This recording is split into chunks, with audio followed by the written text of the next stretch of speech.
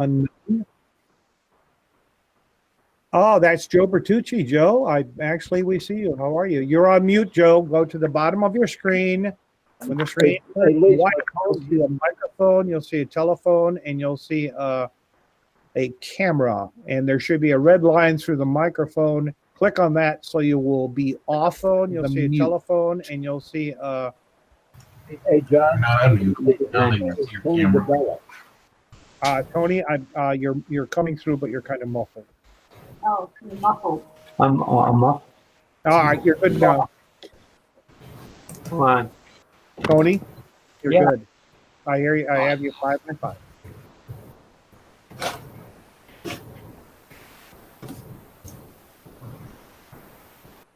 All right. Treasurer Bertucci, you are now off mute. Speak. Speak. I'm mute.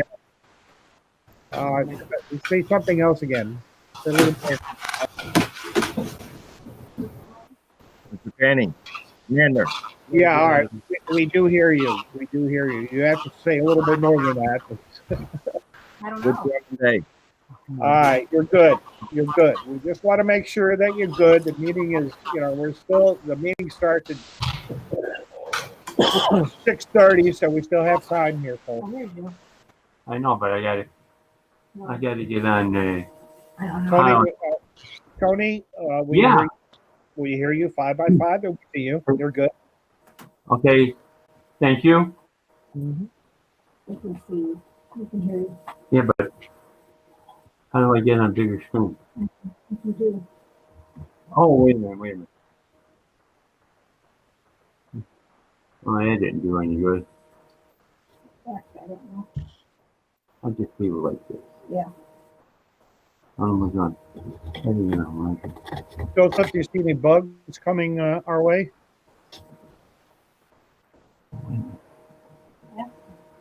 Oh, Joseph hi, Niehawk. what are you saying? No, I was talking to Joseph Niehawk. He's handling the IT in the background there. We are live streaming to YouTube at the present time.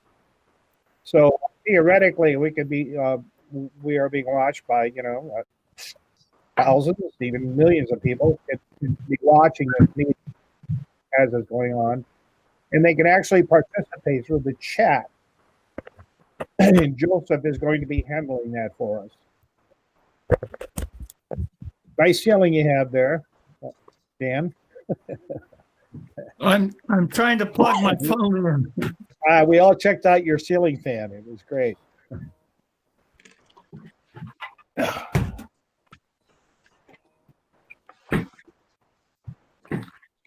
Thing's not long enough.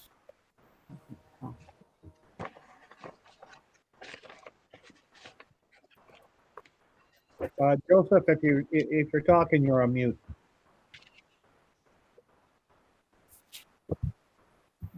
And that's okay. I just wanted to, I have the chat bar open, everyone.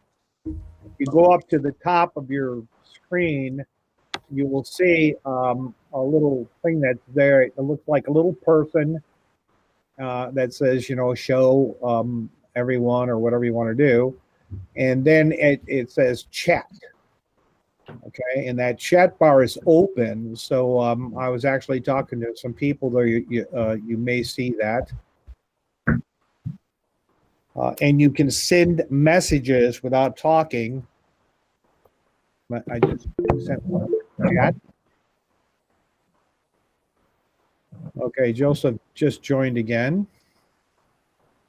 He's on mute.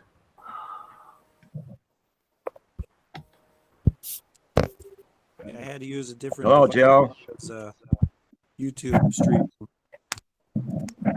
YouTube streaming and the video is about all I can do in one room. Joe Bertucci, I want to tell you that my dear friend Eric Nickerson, who you know, his son suffered a massive stroke. Oh, I'm sorry to hear that, John. Yeah, I saw mine. His son lives in Seattle, so Eric flew out there and he had surgery, hour-long surgery. They had to remove part of his skull, and they're going to have to leave it removed for a while. He's going to have a long rehab, but they did save his life. Hmm. Right. What do you want us to do from here? Oh, nothing. No, he's not a member or anything.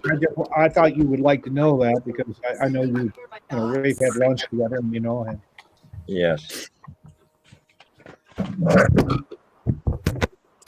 And Joe, I sent you an email today with an attachment. Did you get that? Yes, I got it. I was just going to talk to you about it from our accountant. Yeah, you can just present that if you want during your report. Unless you have questions, I'm happy to answer before the meeting. Yeah, I have my report is just a few different numbers. Yeah, that's fine. Yeah, how come you clicked in twice?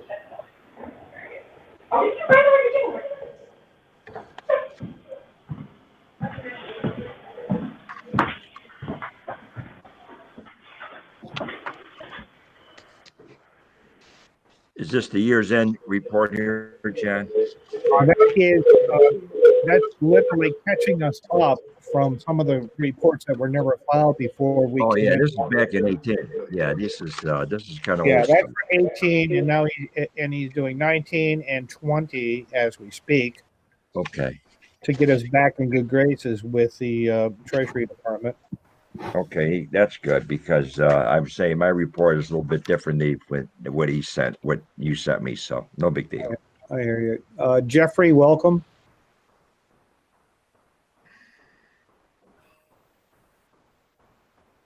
Jeffrey is on mute. Dan Reinhardt, you put yourself on mute again. Joseph, you are logged in twice to us. By the way, Joseph Niehawk, you are logged in twice. That's correct. That is no problem, just so you know. And Lisa D actually is Tony DeBella, I'm pretty sure. He's relying on his daughter or somebody to get him hooked up here. All right, Joe Sanchez. Mr. Sanchez, how are you? You're on mute. Now you are there. Okay. Oh.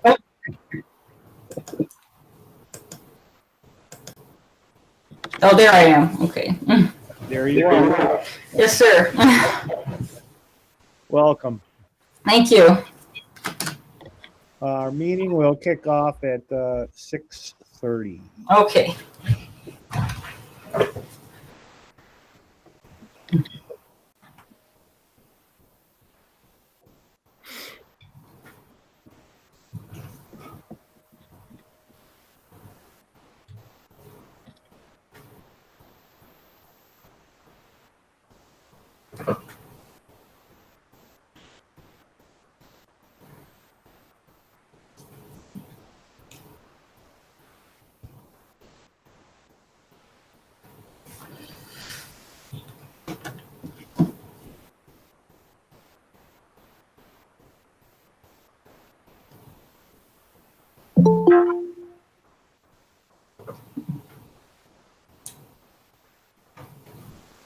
Blaine Griffin, welcome.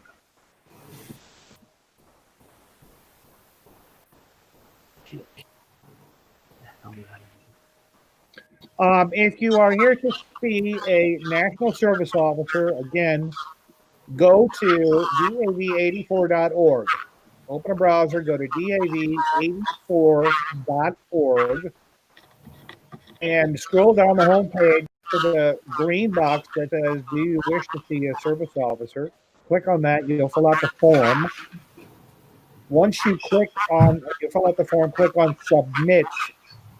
And that information will then go directly to one of our service officers in a spreadsheet, continuously populated. And when it is time for you to see the service officer, they will contact you in the chat bar that we have with a link. and you click on that link, and you and only you will be admitted into the chat, and you will be alone with the service officer to discuss your situation in private.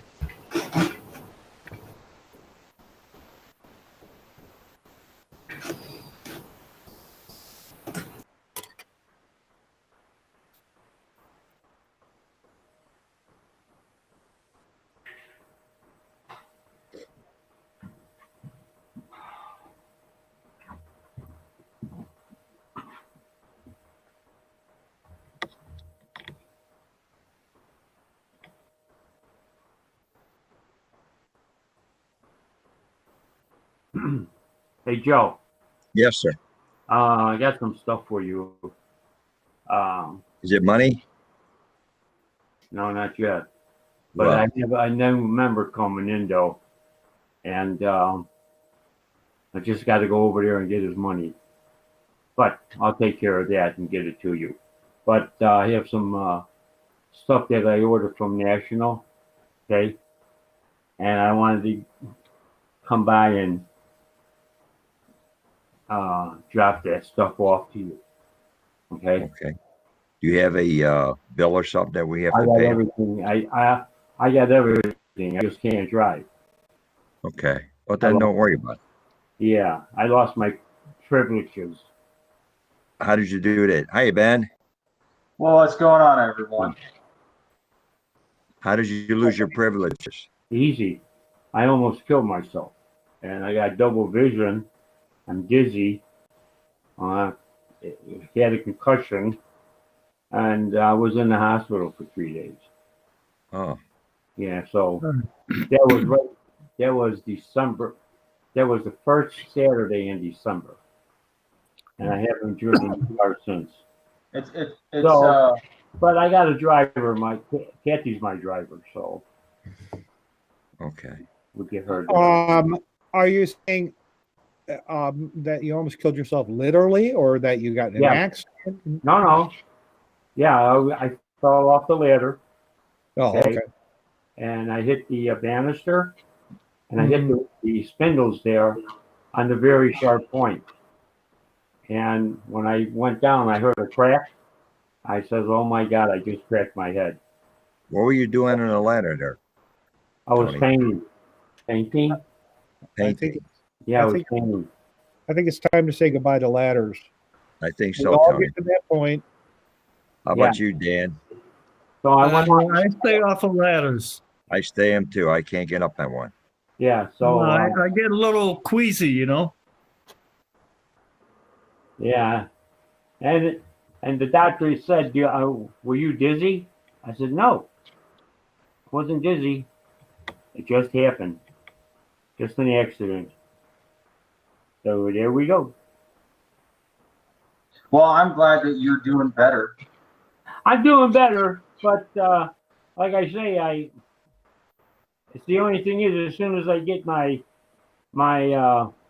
stuff going, my equilibrium, double vision, and because I went for a CAT scan today to see, so the doctor will in a couple of days find out the results because I got a couple of blood clots in the front head, on my front of my forehead, small ones. Well, welcome, Tim Alexander. Yep. What's up, Tim? How the heck do I get large? How we doing, gentlemen? What's going on, Tim? Living the dream, man. What about you? Seems like I just seen you. Yeah, just less than 2 hours ago. Yeah, Yep, less than 2 hours. we just love each other that much. We've been doing claims since about 5:40 this morning for me. Wow. I like that haircut you got, Benny. Looking Oh, good. thank you. Appreciate it. Now, for some reason, I feel like when I get a nice haircut, I look 10 years younger. You look a lot different. You lost a lot of weight there, Ben. Yeah, see, I'm not fat anymore.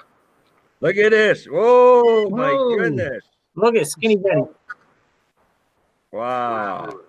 For those of you Looking good, Ben. For those of you just checking in, we're going to start the meeting at 6:30. And if you want to see a National Service Officer, open another window and go to DAV84.org, DAV84.org. Scroll down on the home page, and you will find a green box that says fill out form to see NSO.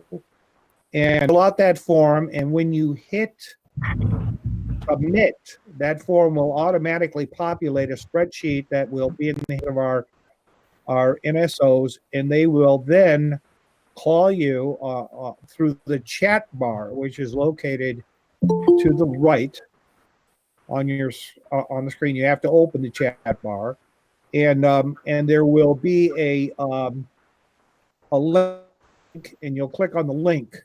In fact, Joseph Nehawk just put up a faster way to do this. Open the chat bar right now, and you can scroll down. And Joseph just posted the link for the NSO sign-up form.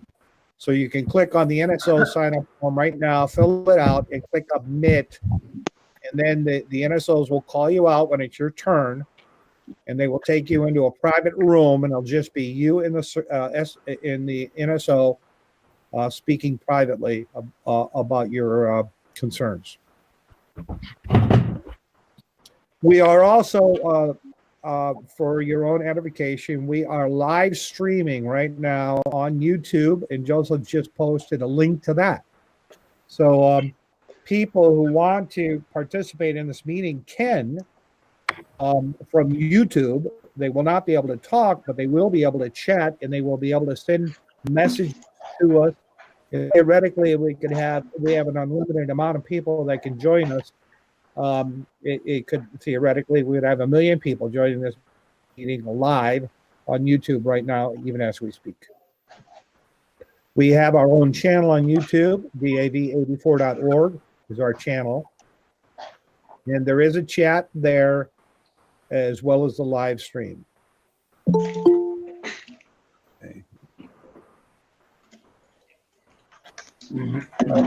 Michael, you have joined us.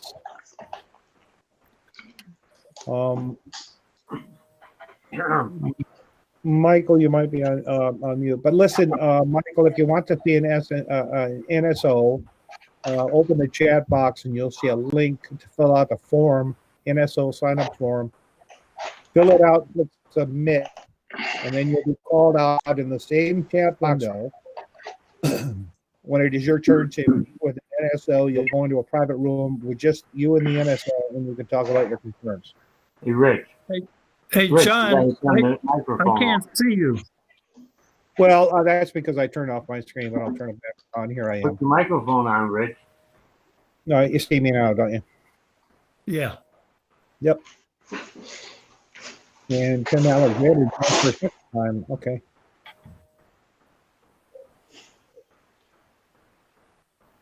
All right. Sorry about that. You're playing with buttons and hit the wrong one.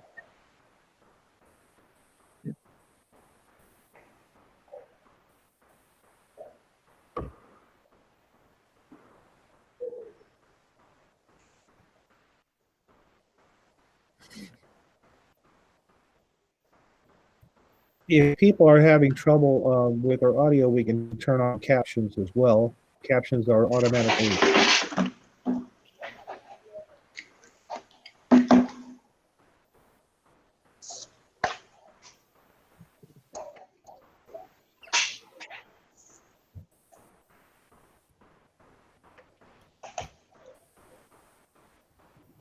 Hi, Ben.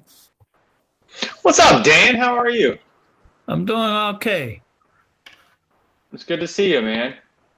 Yeah, it's good to see you. You look like you could go sign up tomorrow to go over to Yeah, the between you and I thought about it.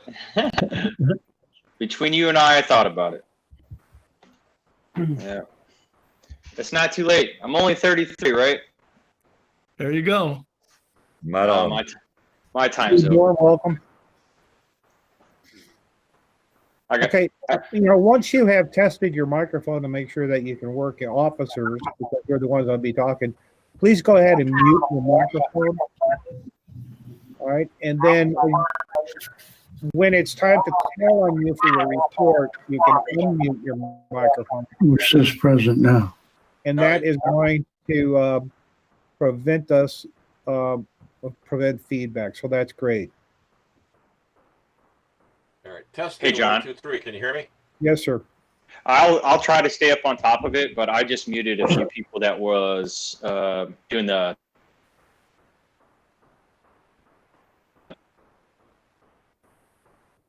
Okay, that's great. Ben, can you hear me? Ben, Can you hear me? Who's talking? That's Ken Bohr. Ken Bohr. We hear you. We hear you 5 by 5, Ken.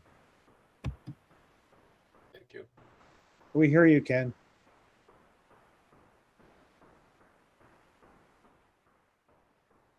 Okay, everything is looking good. We're getting close to our time.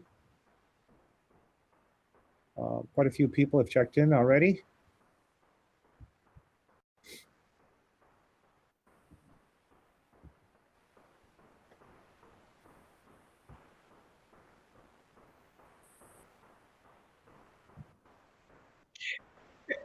John, the way this I see 9 people here. I see more. Is that?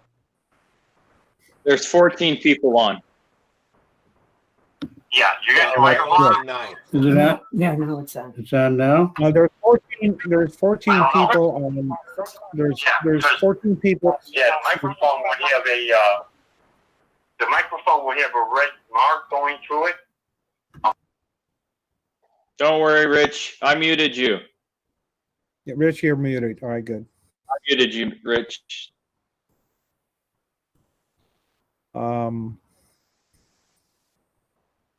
Okay. Okay. Go to the top of your screens, and to the right, you'll see a little white tag, and it looks like a little caption box there. Click on that, and your chat screen will open. And you can send a message if you want, and that will prevent people from talking over one another. And you can send a message if you want to be unmuted by Ben, and Ben can do that.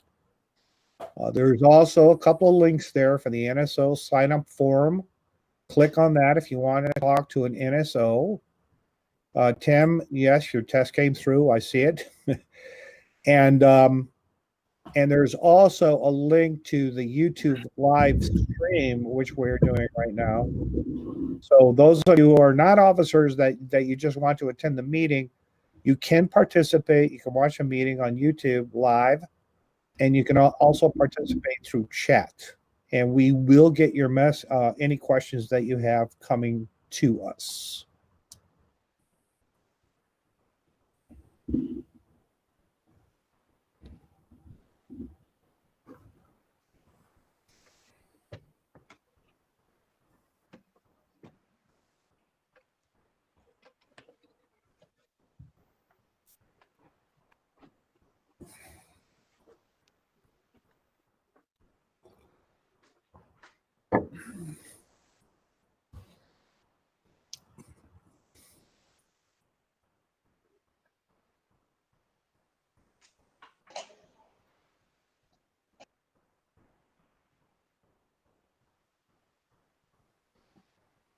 Also, we have a guest speaker tonight, and I do want to request that you use the chat if you have questions for the speaker.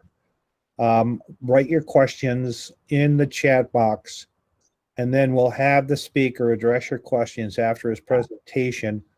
Please do not talk and don't open your microphone when our guest speaker is giving his presentation.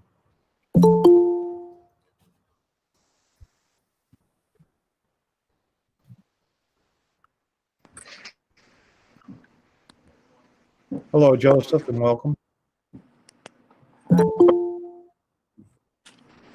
How you doing? Good. Hello, Mary Paul, and welcome. Mary Paul, you're on mute. If you want to unmute just so we can test to see if we can hear you,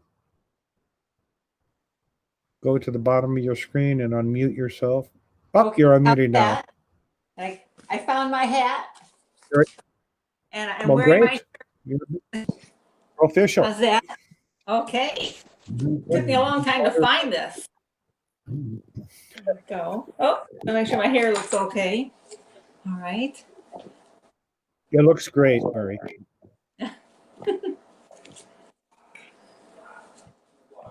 Okay. Now I only have October minutes to read. That's the last meeting we had, except for the officer meetings. Oh, yeah, you're absolutely correct. That's the last general meeting. So. Okay. So I have those. Did you want me Okay. to read any officer minutes also? Well, you'll take a roll call, and you can read the last officer's minutes. Yeah, that'll work. Hello, Herb. Hello, Herb. Good. Are you going to check in the meeting?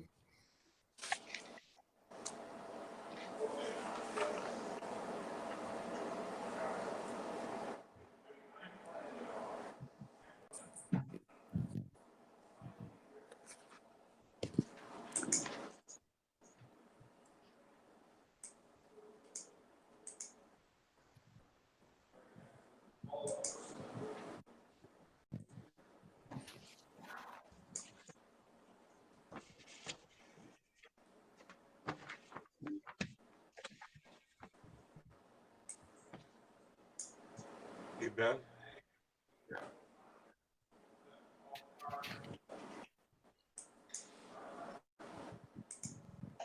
Yes.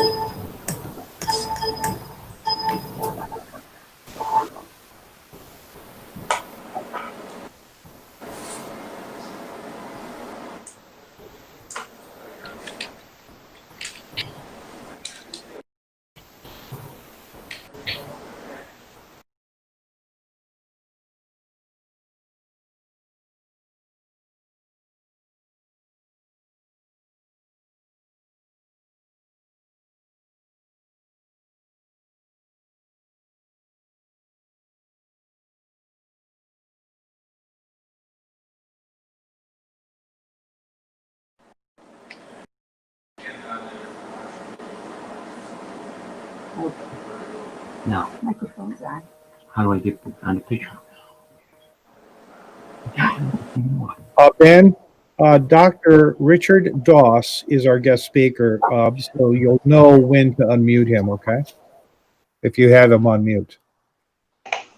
Sounds good, sir. Thank you. There's Dr. Doss there. We do not hear you, Dr. Doss.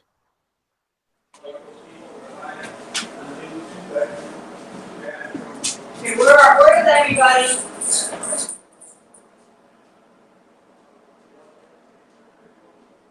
Dr. Doss, we still do not hear you. Hello? I gotta close this door because you gotta make it to the alley now. We just put Mary on mute. No, we gotta call her. You look like you're. Thank you. Dr. Doss, we still don't hear you.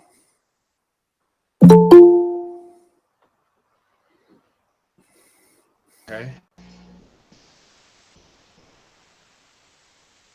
Nope.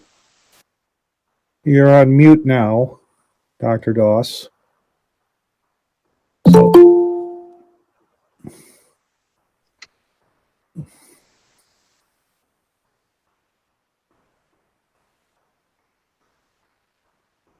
Okay, we have quite a few people joining us.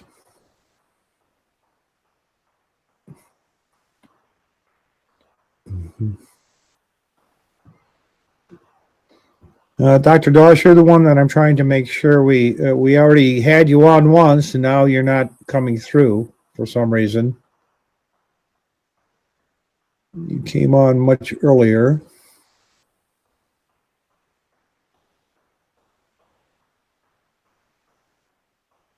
You're on, Richard Doss is on mute. And we want to see if his microphone is working. Dr. Doss, you may have to take yourself off mute.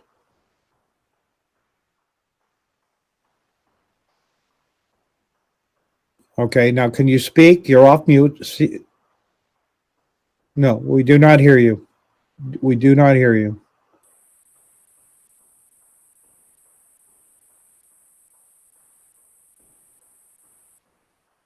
No. No, we don't hear you.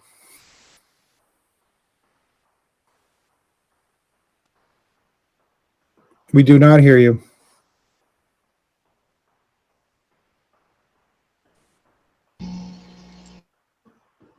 Oh, I thought we had you just for a second there. No. No. No. No. No. Nope, we still don't hear you. I don't know if you can use your mobile phone, sir. It may work better for you. You can communicate through the phone as opposed to you can With talk video. on the phone.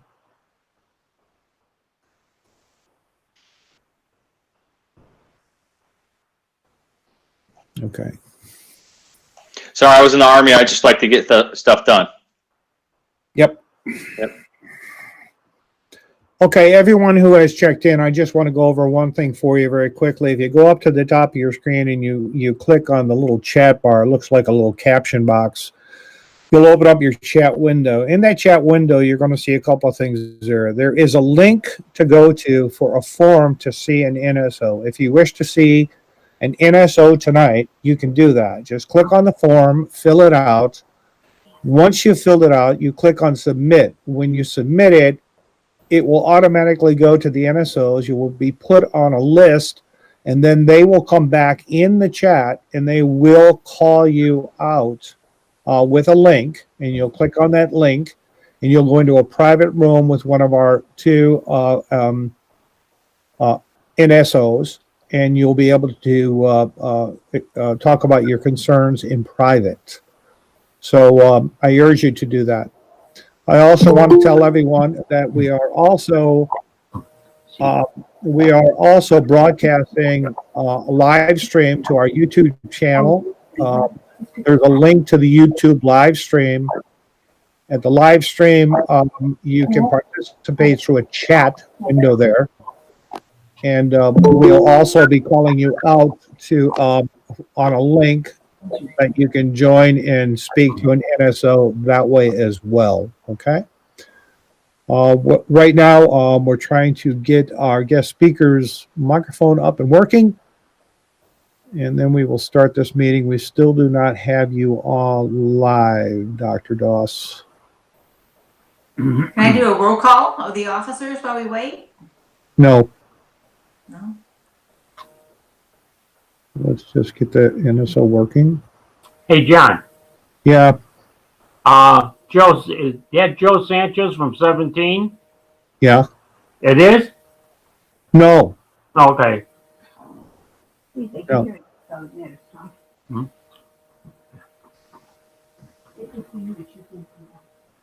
Okay, we still have people joining That's okay. our meeting. That's okay.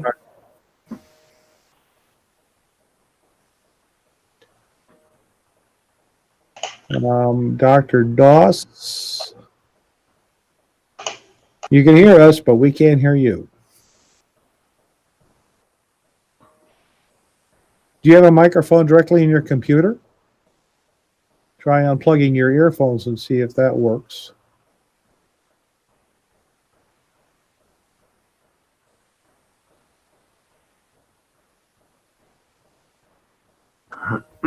There you go. Okay, you're going to talk to us on the phone. That's great. Okay. All right. We're good. I can start this meeting. So let us do it. It is now 6:30, and we want to get this going. Okay.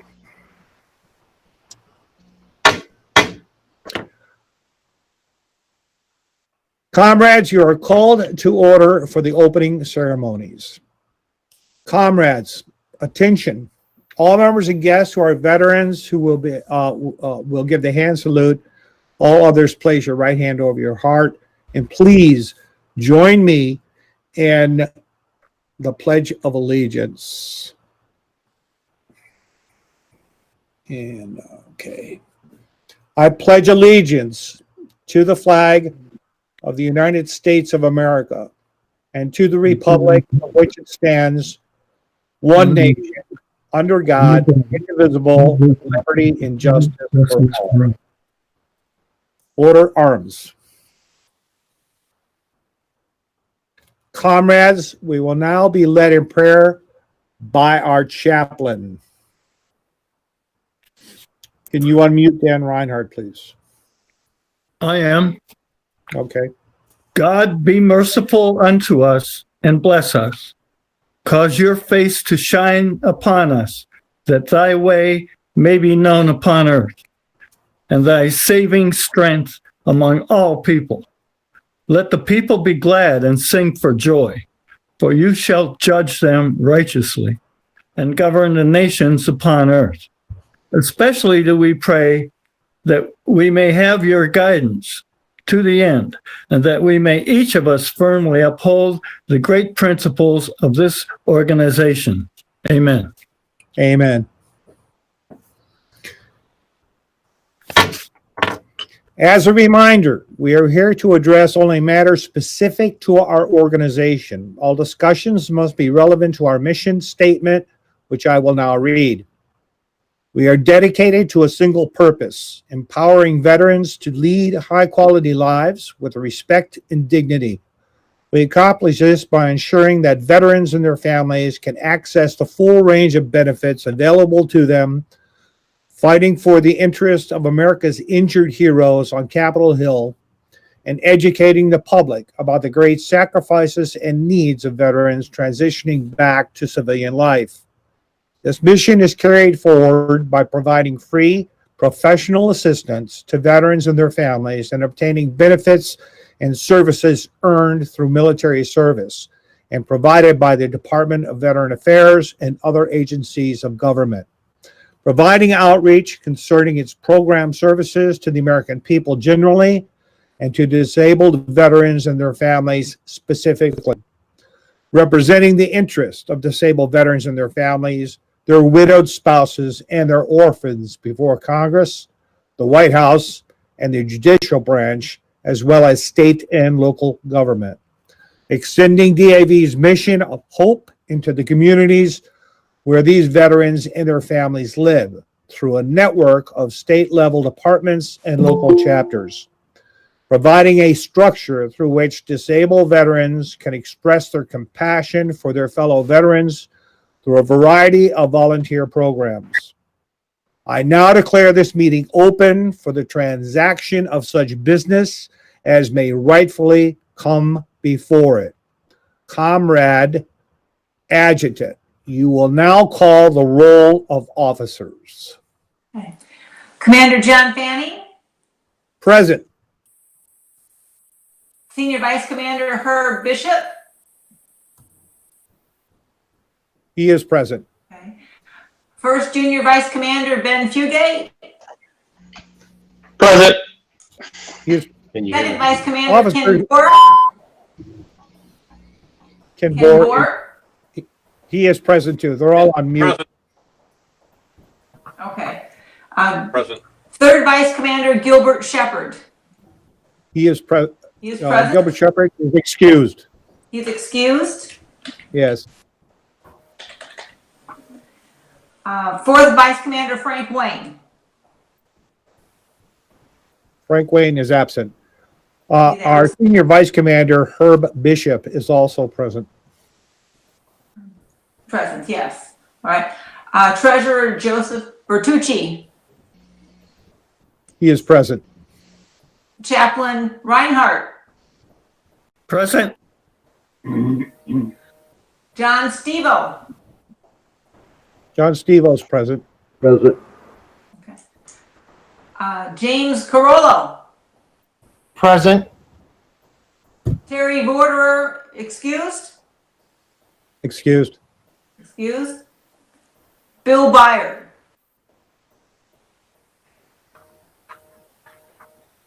Bill Byer. Bill Byers is absent. Tony DeBella. Present. And Mary Paul, I'm present. Commander, all present and or accounted for. Thank you, Adjutant.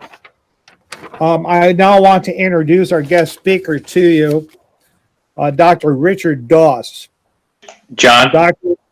Commander, he's not ready. He's still, it appears he's Oh. downloading Google Meets on his phone. Am I right? Just nod your head. Yep, he's downloading it. So he'll be ready shortly, right? I think that he might be able to just go to DAV84 and click join the meeting, and he doesn't have to download. You go to open a browser on your phone, go to DAV84.org, go to virtual meetings, scroll down to the meeting where a green box will say join the meeting, click on that, and you should be able to go on it right away, I think, without downloading. Okay, we will go on. Comrade Adjutant, you will now read the minutes of the last meeting. Okay. All right, last meeting was in October 2nd, 2020. First order of business, we had 3 visitors who were introduced into the chapter. And then I read the August minutes, and the motion was accepted. It was first by Frank Wayne, and then seconded by Terry Vorderer, and the motion was passed. Treasurer report was by Treasurer Joseph Bertucci, starting balance of $35,316.48. We had at that time checks outstanding of $406.24. We had a donation of $500 from Eugene Dubowski. We had a donation from the Elks Club of $3,000, a check written and given back for the rental of the hall for the meeting. The ending balance in August was $30,316.45. We collected $285 cash total and $510 for 2 checks at the meeting. The $285 was from Tony DeBella for shirts and jackets. We had basically shirts and jackets, and there was 1 check, and that was for shirts and jackets and 25 armbands. The motion to accept the treasurer's report was made by Frank Wayne, and it was seconded by Ed Idenbauer. Motion passed. We had sickness and distress. Tom Peterka was diagnosed with lung cancer. Our chaplain, Dan Reinhardt, was sick with the flu. John Stevo was at Hines VA Hospital. Our membership committee reported. We had 1 new member, Jose Alonso. Membership committee was Jim Carollo, who reported the 1 new member of Jose Alonso. We had invitations of 5 new members, those who had received their ID cards, which was Jim Carollo, Gene Jafowski, Tom Pregid, William Stone, and Elliot. I'm not sure who Elliot, what his last name was. Communications, there were none. We had a legislative report made by Ken Boer. He spoke about the past legislation of Caring of Survivors Act 2020. He also spoke of HR 553, Military Surviving Spouse Equity Act. He spoke of S4 166, requires that the Department of the VA to get medical opinions to determine if a service-connected disability was principal or contributed to death of a veteran with COVID-19. He spoke about burial benefits. Blue water claims has become law. Entertainment committee was Michael Butler, who was not present to report, and there was nothing to report. We were reminded by the commander there was nothing to report about entertainment. We had an auxiliary report given by Janine Jorokowski, and we had a speaker, Sean Alexander. Test. Test. Yeah, we hear you. We hear you, Dr. Cole. All right, that's all I need. Okay, Our that's fine. service officer, Ben Fugate, introduced Mr. Tim Alexander. Carlo and Jackie are our national service officers. We had no unfinished business.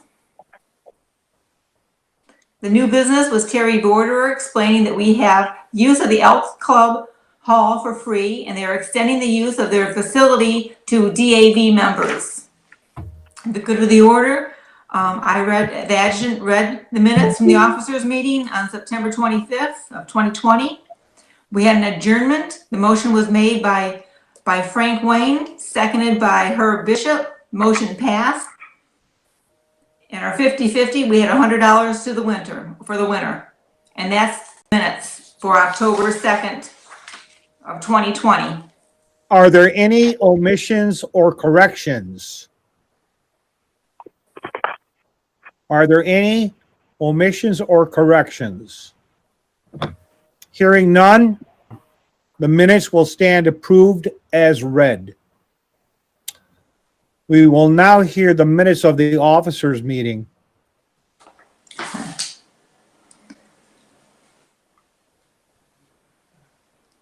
Okay. The officers' meeting dated December 23rd of 2020.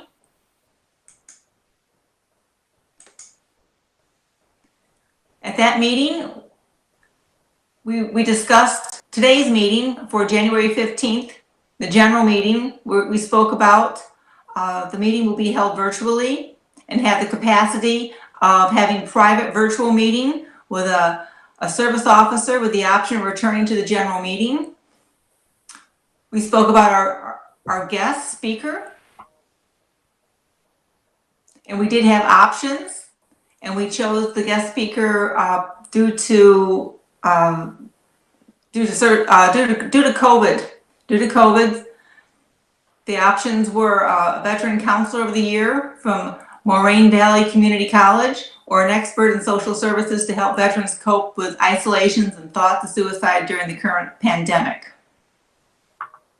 Our commander, John Fanning, sent out an e-blast concerning the meeting to our members. We had no old business to discuss. The new business, the commander stated that he had a scooter which was donated to the chapter and a wheelchair, both available for lending to veterans in need. Our treasury report was stated that we will be updated by our treasurer, Joe Bertucci, for the general meeting in January. Currently, as of 12/23 of 2020, the chapter has $31,804.00 in the Chase checking account. Checkbook and QuickBooks needs to be reconciled. The good of the order. There was not a firm update on veterans being vaccinated at the VA for COVID-19 at that time. Sickness and distress, none was reported. The adjournment, motion to adjourn was made by John Fanning, first by Ken Boer, and seconded by Dan Reinhardt, and the motion passed. And that's all. And you are on mute, Commander.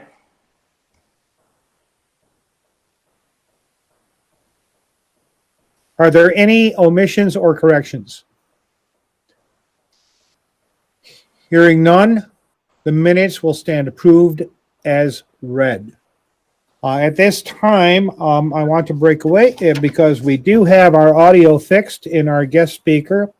We're very proud and appreciative of having Dr. Richard Doss join us tonight. Dr. Richard Doss is a licensed clinical psychologist. He's employed by the Department of Veteran Affairs, where he specializes in trauma, anger management, and marriage counseling. While a military PTSD expert, Dr. Doss has years of experience working trauma and domestic violence, working with domestic violence survivors. He believes that we are all of us have stressors and that we all face challenges, whether diagnosed or not. Our greatest wounds are often those that people cannot see. He's an Army-trained suicide prevention expert. He observed an 89% reduction in completed suicides while at the 416th Theater Engineer Command, which is outstanding. He was responsible for suicide prevention training for 13,000 soldiers in 26 states in the territory of Puerto Rico. He's frequently invited by Army ADCO and suicide prevention program managers to do resiliency and suicide prevention training. He's consistently receives high ratings on after-action reports. He's a highly sought-after speaker. He earned his master's degree and doctorate degrees from the University of Mississippi, and he has been providing therapy in hospital, government, and private settings for more than 25 years. He received the Civilian Medal of Service.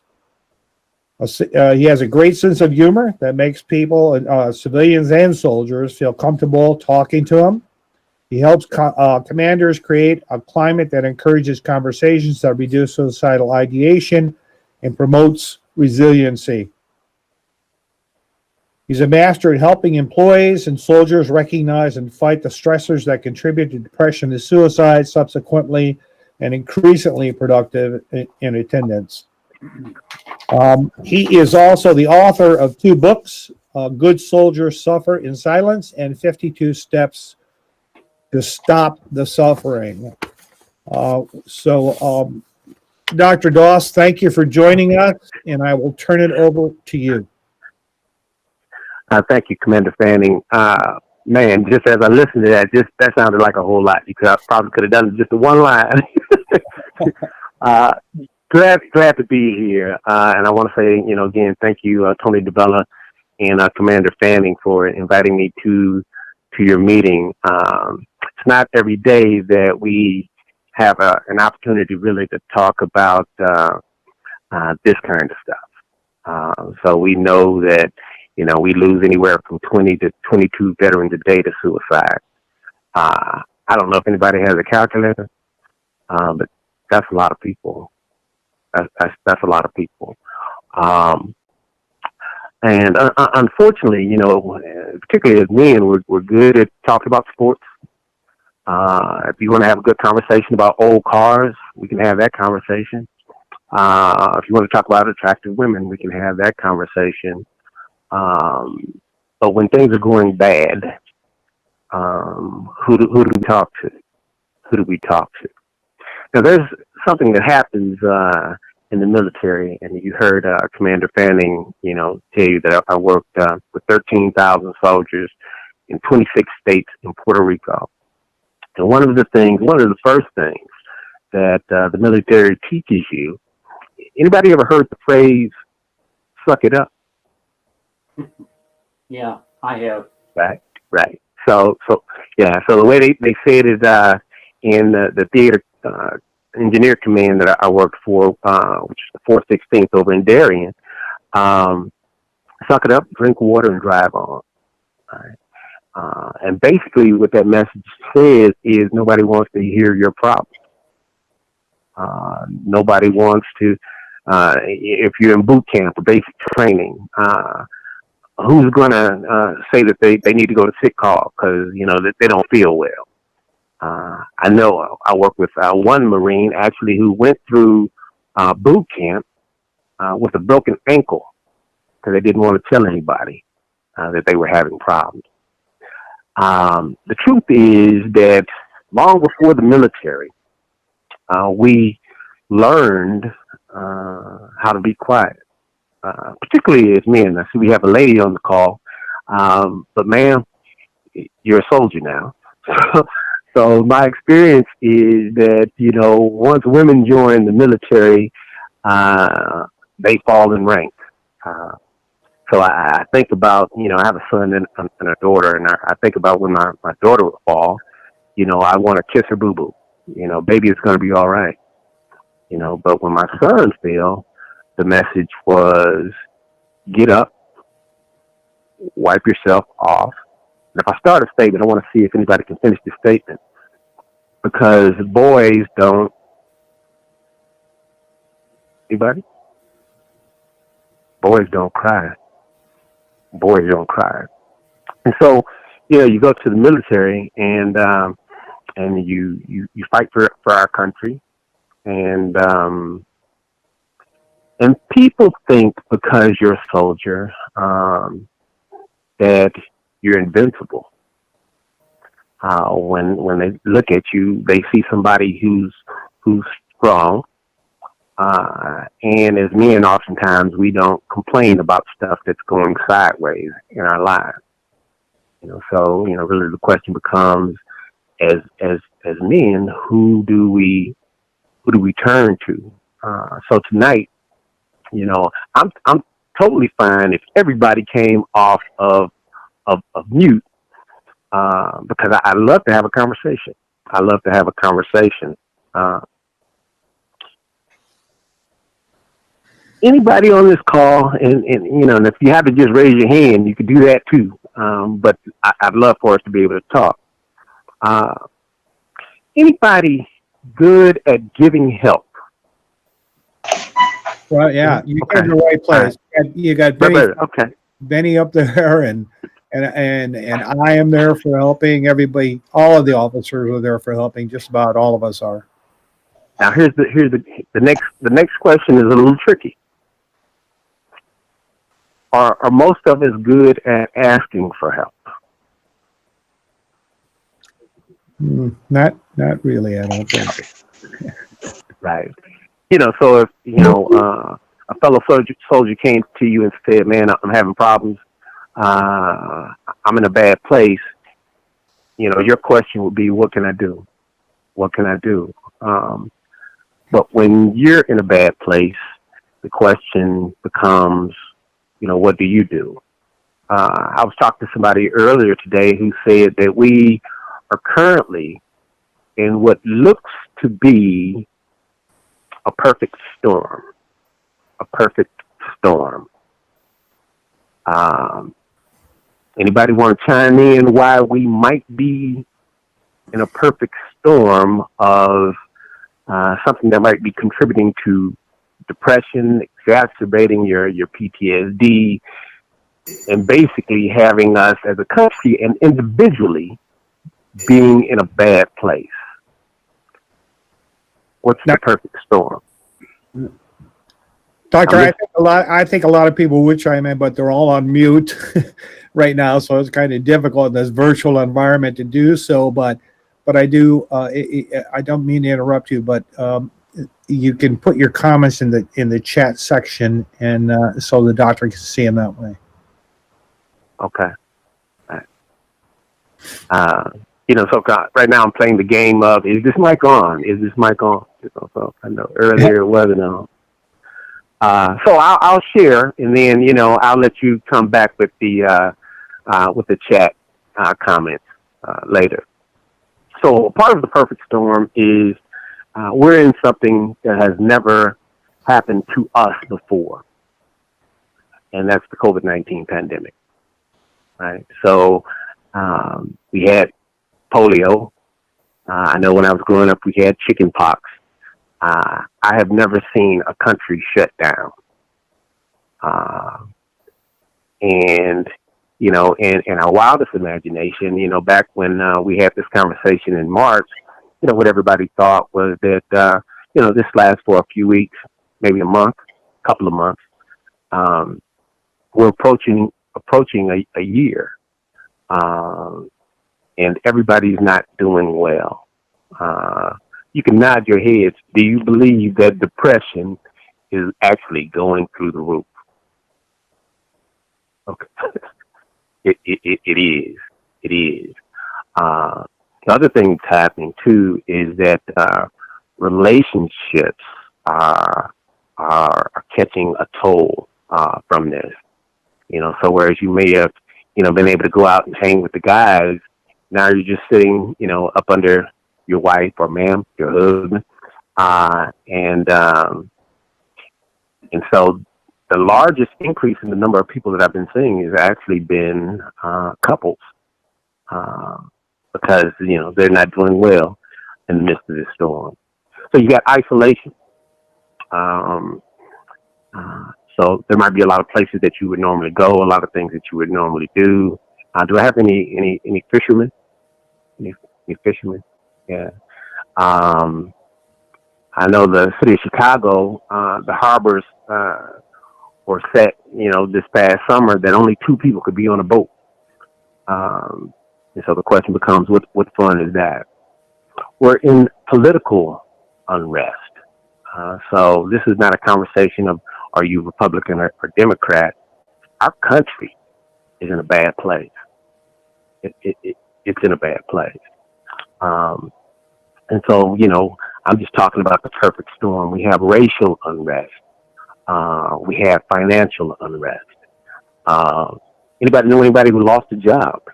I can't see anybody now. Yeah, but anybody who lost a job, a daughter, son. Hey, welcome back. It's real. I don't know about anybody else, man, but that $600 just felt like a drop in the bucket. Being forced to wear a mask. How about this, fighting because you asked somebody to put a mask on? And now we're lining up to take a vaccine that has been used now. We're probably, a few weeks into the first time that it's ever been used. So you don't have to raise your hand, but, there are probably people on this call who have no intentions of taking the vaccine. Even if you lined up to take one, so everybody on this call knows that you can go get the vaccine now, right? All right, good. All right, and so you know how to do that. Right, good. Does that mean that the pandemic is over because we can now get the vaccine? It doesn't. We probably are a long way out. Got friends, family dying, depressed. Part of my question is, do you know what depression looks like? Do you know what depression looks like? And like I said, I don't see anybody on the screen. Commander Fanning, can you see people on the screen?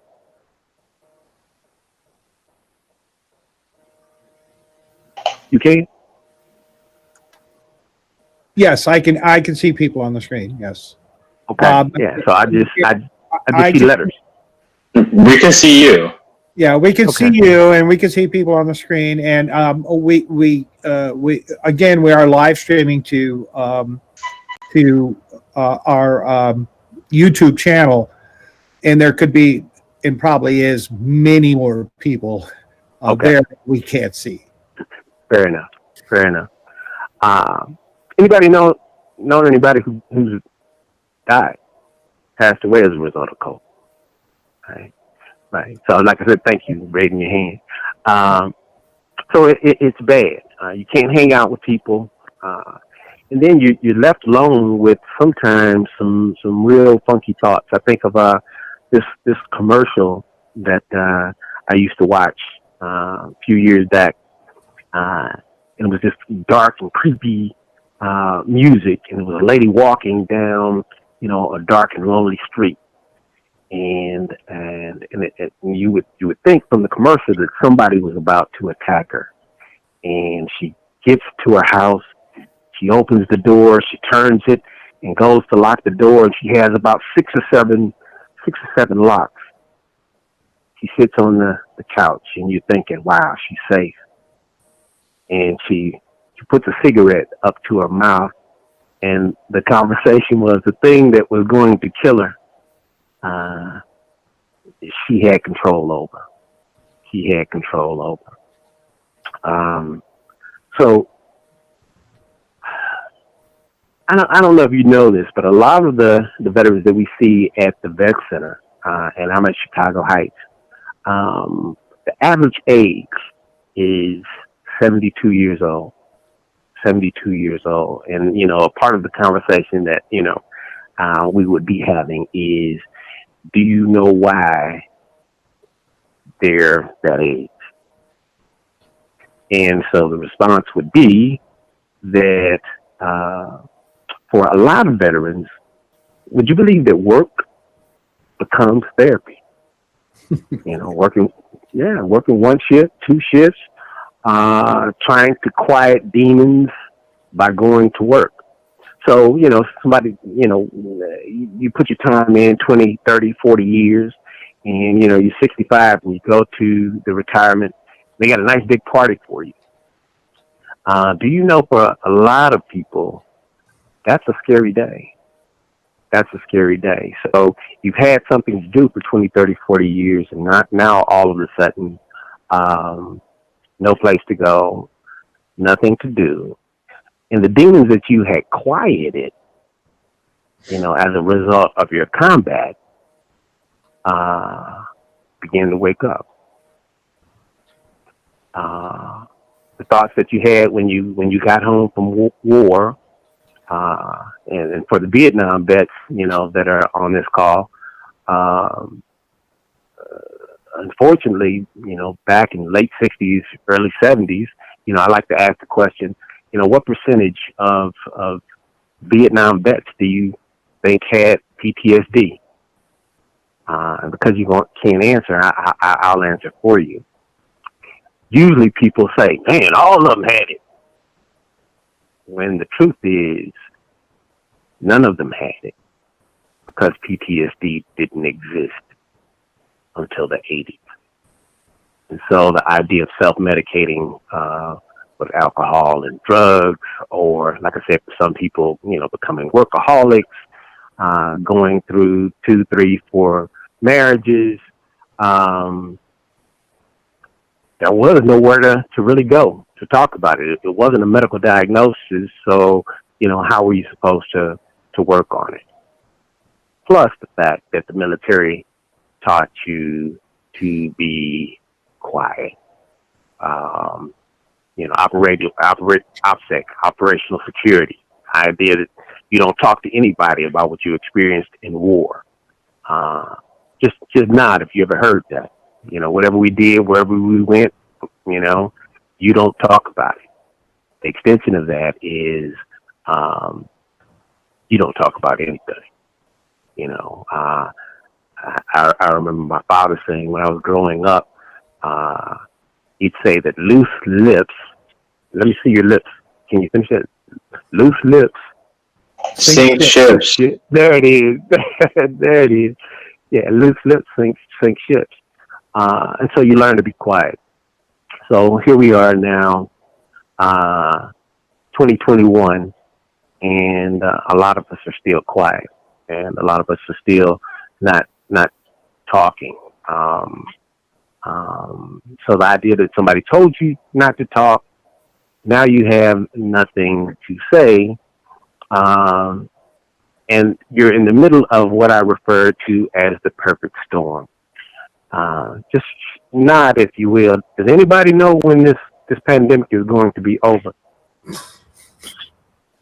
Right.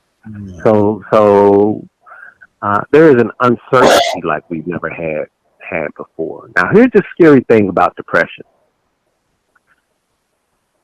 Depression whispers in your ear and says, give up. Give up now, because this thing is not going to get any better, and there's no way out. This thing is never going to be over.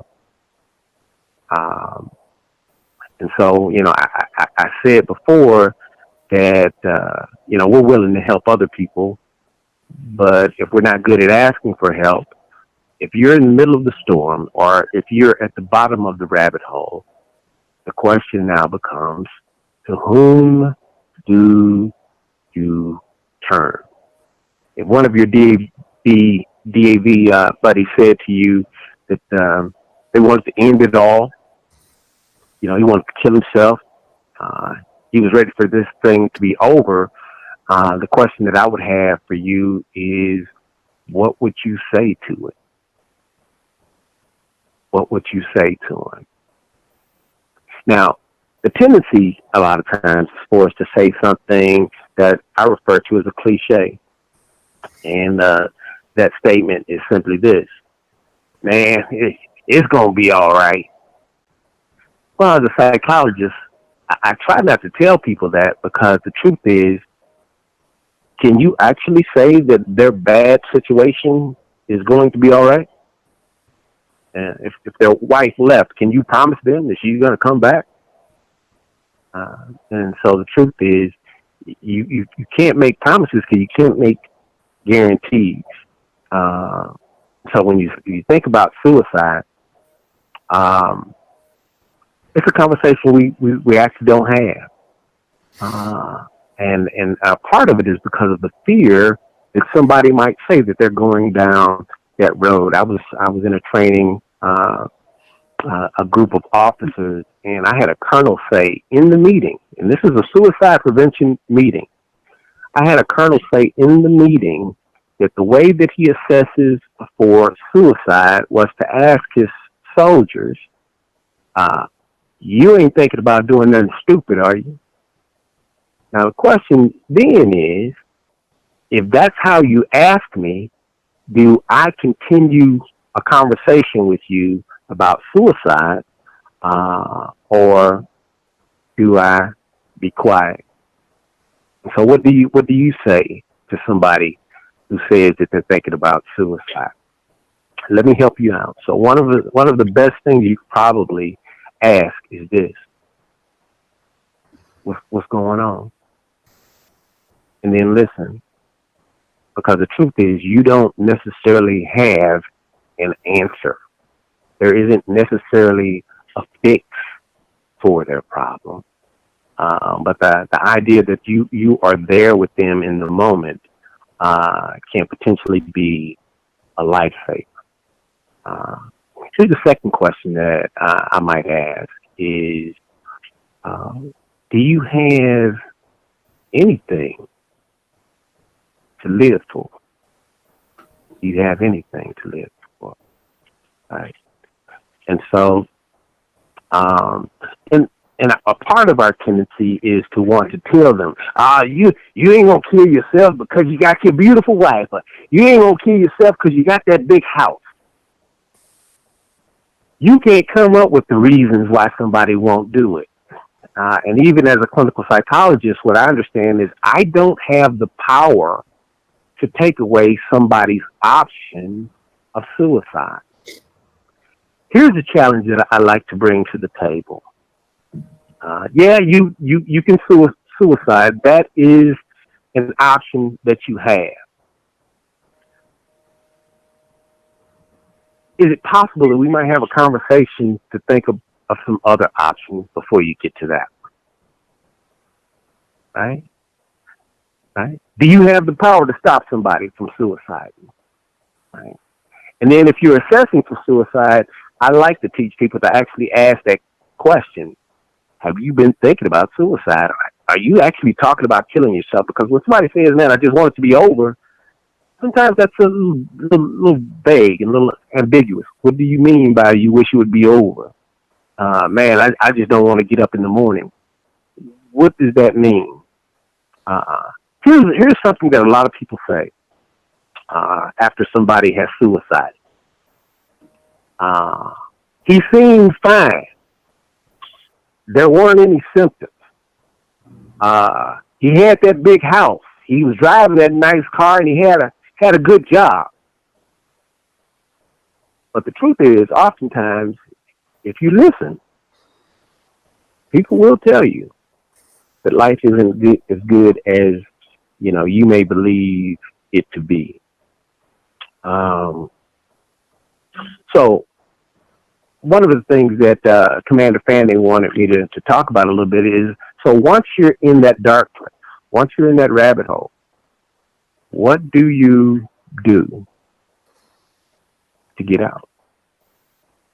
What do you do to get out?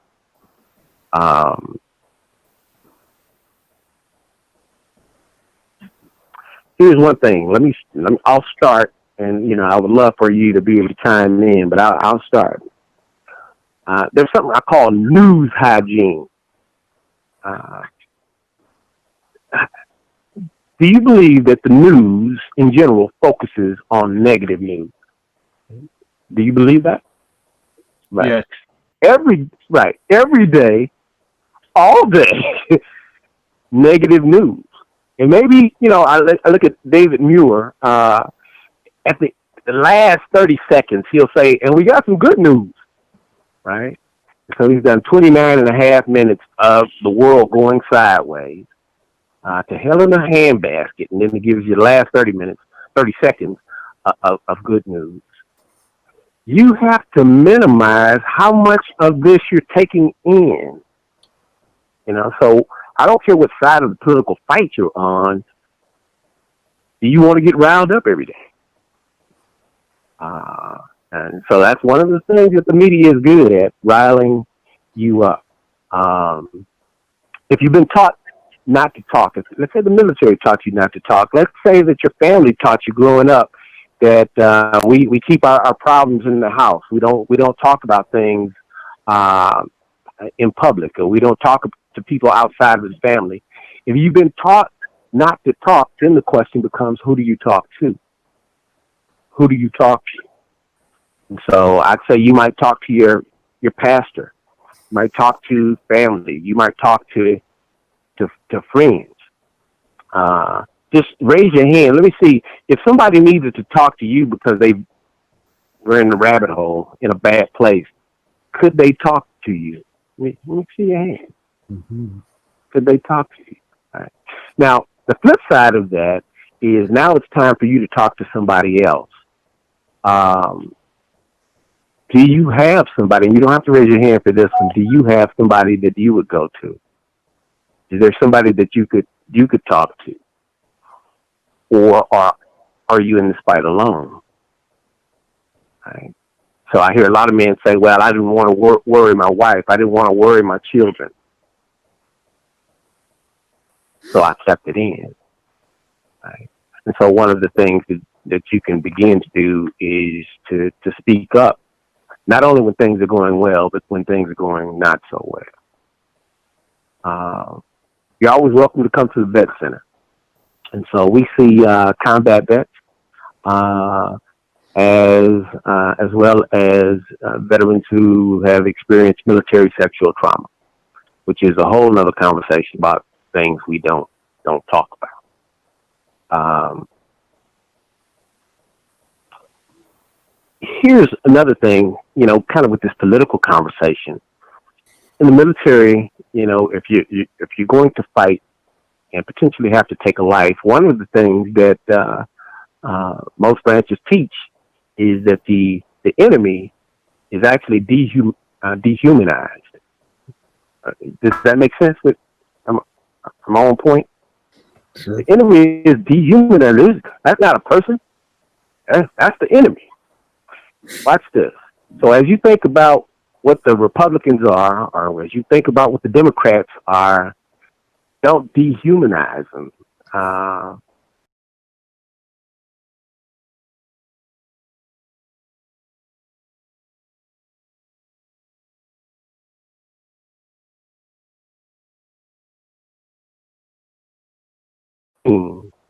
As a country, and ultimately we're fighting to stay alive right now during the pandemic.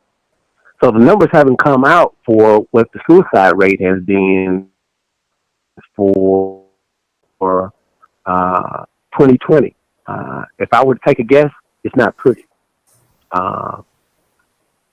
Read, journal. I'm a big believer in doing things that you enjoy doing. So yeah, you can't go outside, but do you have a passion? Do you have a hobby?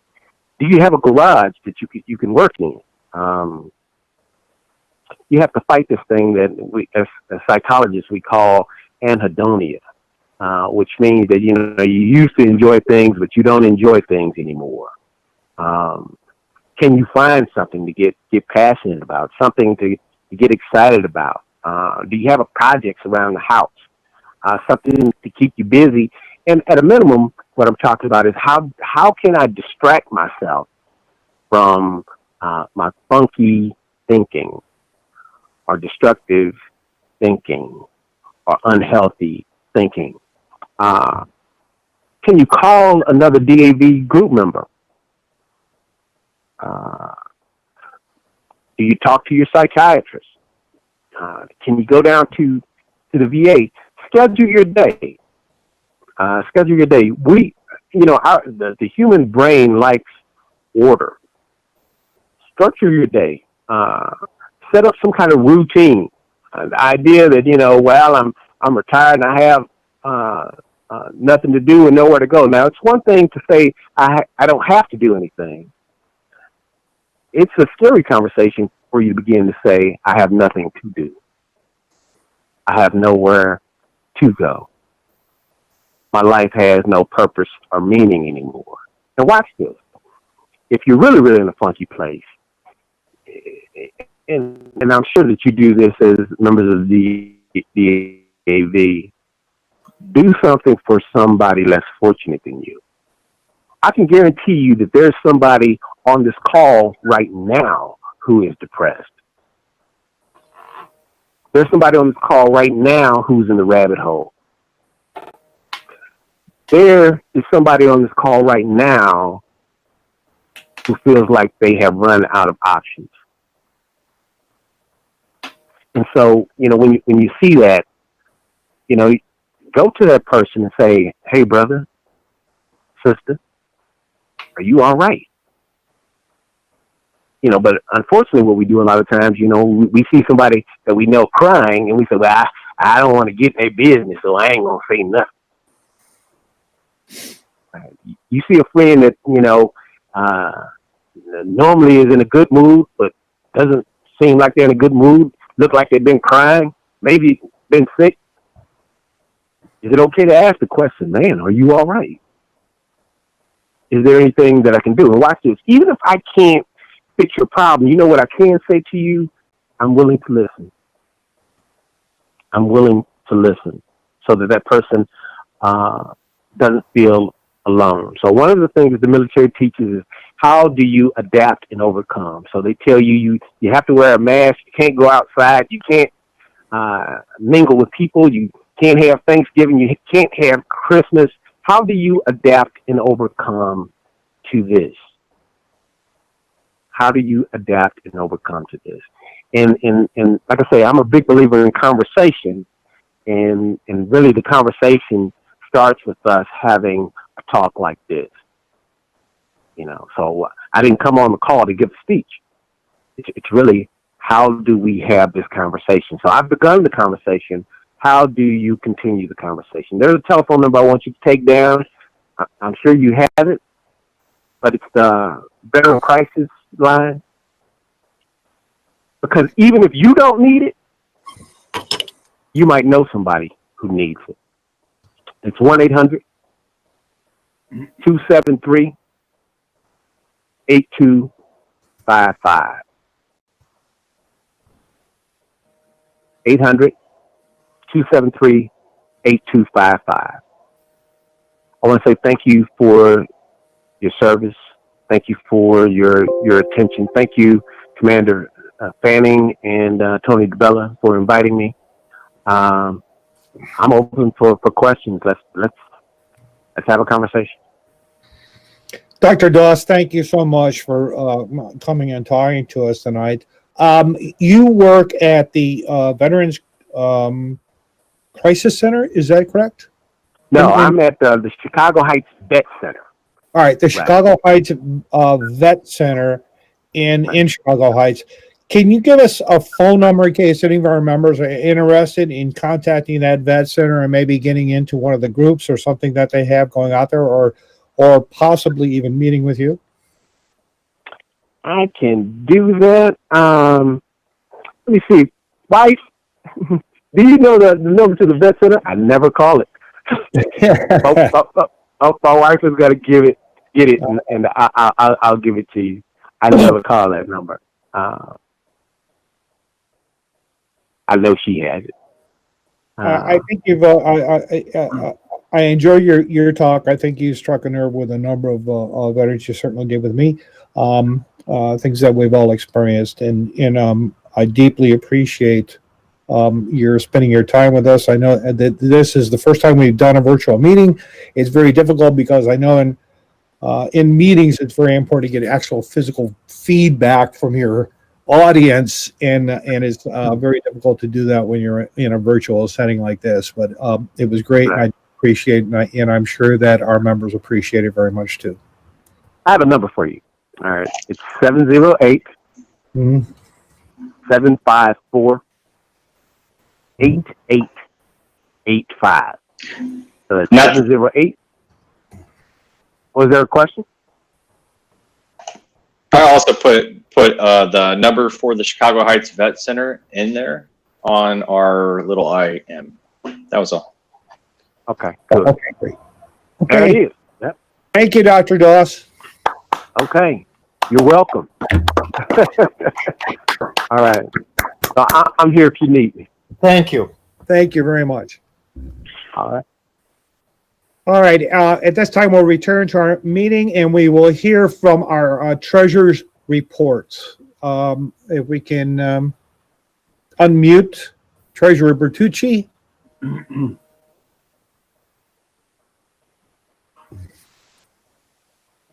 I don't know, Treasurer Bertucci, you have to unmute yourself.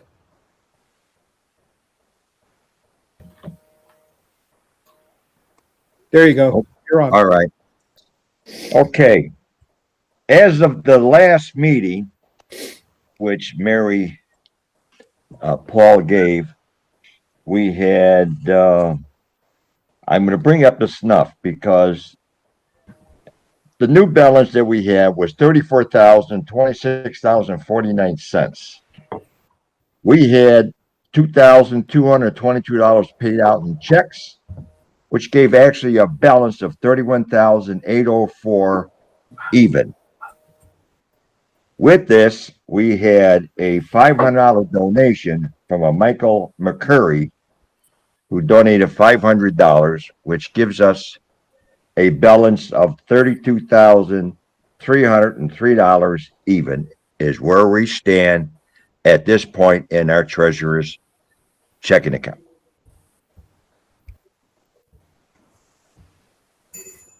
Is that your report? Yes, because I didn't want to go over all the checks. It would take too much time to go over all the checks that I was paid out over the last couple of months, which I have all the reports from the bank. So I just concluded into a number and gave you a bottom line of 31,804, which I think you have also, John. Yeah, I think so too. Let's be sure that again, let's get that to so it's posted on our website and have a list of the checks that are posted on the website. So I'll meet with you and we'll make sure that that's done. So we can do that. If members want details about what checks were written, who they were written to, it will be available to them at the DAV84.org website, and they'll be able to do it. So, one of the things that we want is absolute transparency in everything we do. So that's fine. Is there any questions for the treasurer? If not, I will entertain a motion to accept the treasurer's report as read. I'll make a motion to accept the treasury report as read. All right. Ben Fugit has made the motion and Jim Carroll has seconded. All in favor? Aye. Aye. Any Aye. opposed? Any opposed? The motion carries. Thank you. Thank you, Treasurer. Comrade Chaplain, Dan, are there any reports on sickness or distress? Well, we have one of the DAV officers in Illinois. His name is Hewlett Gwathmey, has passed away from COVID. And so far, it says arrangements have not yet been made. But when we find out, we will send either a donation, to their charity or whatever. Nowadays, many people do not have services. And that's the extent of it. Okay, thank you, Chaplain. The adjutant do we have any correspondence or communications? Mary Paul. I have no communications to be read. Okay, thank you. Okay. We will now hear reports from our committees. Our membership committee. No new members, John. No new members at this time.